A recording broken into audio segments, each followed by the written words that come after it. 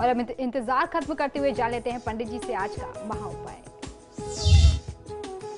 जी, नवरात्र की आज षष्ठी तिथि है। आज की तिथि में माँ कात्यायनी की आराधना हो रही है। माँ कात्यायनी को महामाये भी बोला गया है। भगवती दुर्गा के छठे स्वरूप का नाम कात्यायनी है। महर्षि कात्यायन का तो नाम आपने सुना ही होगा।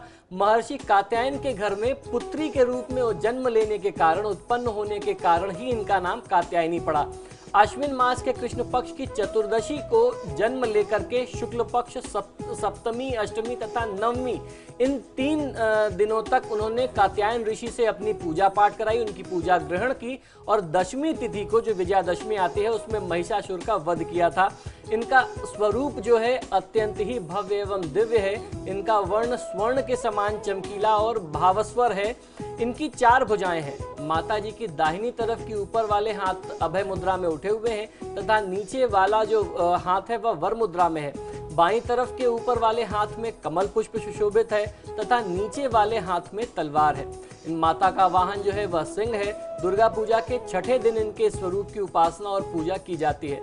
माँ कात्यायनी की भक्ति और उपासना द्वारा मनुष्यों को बड़ी सरलता से अर्थ, धर्म, काम और मोक्ष, जो हमारे शास्त्रों में पुरुषार्थ चतुष्टय बताए गए हैं, इन चारों फलों की प्राप्ति होती है। आज की तिथि में विवाह बाधा दूर करने के लिए बहुत सारे उपाय किए जाते हैं। आज मैं आपको ये बताता हूं कि आपको कौन से उपाय करने हैं जो आपके लिए बहुत ज्यादा लाभकारी होंगे, क्योंकि माता कात्यायनी का जो स्वरूप है वह विवाह बाधा दूर करने के लिए बहुत ज्यादा प्रभावशाली माना गया। इसीलिए दुर्गा सप्तशती में भी कुछ ऐसे बहुत ज्यादा प्रभावशाली प्रयोग बताए गए हैं। तो सबसे पहला उपाय बताता हूं। 36 लौंग ले लीजिए, 36 साबुत लौंग ले लें और 6 कपूर के टुकड़े ले लें। इसमें हल्दी और चावल मिला करके इससे माँ दुर्गा के आज आपको आहुतियां देनी है।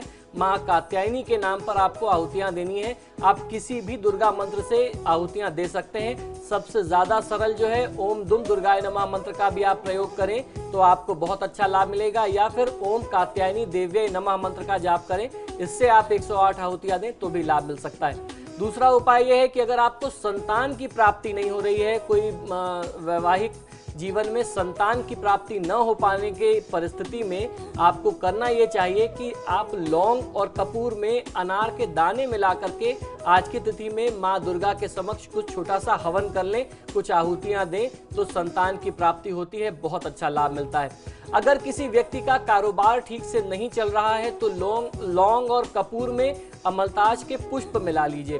अगर अमलताज का फूल आपको नहीं मिलता है तो कोई भी पीला फूल आप मिला सकते हैं। आप गेंदे के ही फूल ले लीजिए, उसको तोड़ लीजिए, उसकी पंखुड़ियां उसमें लौंग में और उनमें बिखेर लीजिए और उसके साथ यदि आप आहुतियां देना शुरू करें तो आपका व्यापार, व्यवसाय, बिजनेस बहुत अच्छा चलेगा।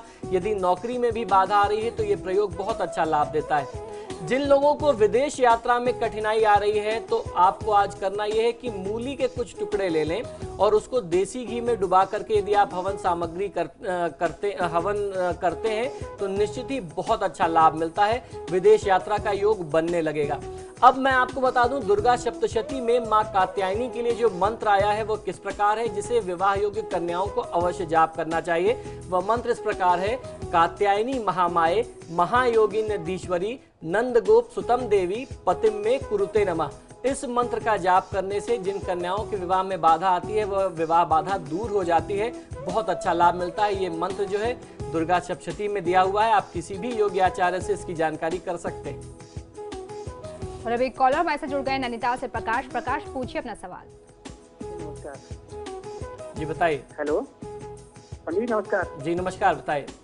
सर मेरी डेट ऑफ बर्थ है 9 सितंबर 1964 जी और समय है सवेरे 10:18 जी नैनीताल का। जी जी मेरे पिछले करीब 1 साल से मेरे पास जॉब नहीं है सर। जॉब तब से मैं जॉब ढूंढ रहा हूँ, मिल भी नहीं रही है जी और काफी परेशान हूँ। तो जी, कब तक जॉब मिल पाएगी? क्या कर्ज भी बहुत हो गया है। जी बिल्कुल। प्रकाश जी, आपके जनपत्रिका के अनुसार परिस्थितियां तो ठीक बनती हैं।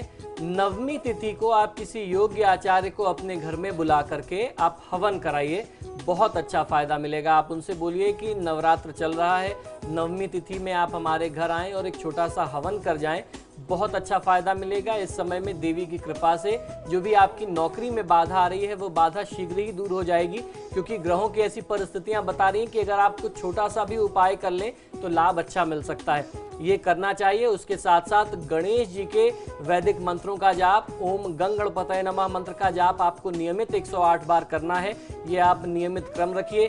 यदि आप चाहें तो गणेश धर्मशीर्ष, गणेश चालीसा का पाठ कर सकते हैं, श्री सूक्त का पाठ कर सकते हैं। कुल मिलाकर के ये आपका कल्याण ही करेंगे। तो दर्शकों, आपका बहुत बहुत शुक्रिया हमें कॉल करने के लिए। पंडित जी, आपका भी बहुत बहुत शुक्रिया हमारे स्टूडियो में आने के लिए। तो आपके सितारे में आज के लिए फिलहाल इतना ही। खबरों के लिए देखते रहिए समाचार प्लस। नमस्कार।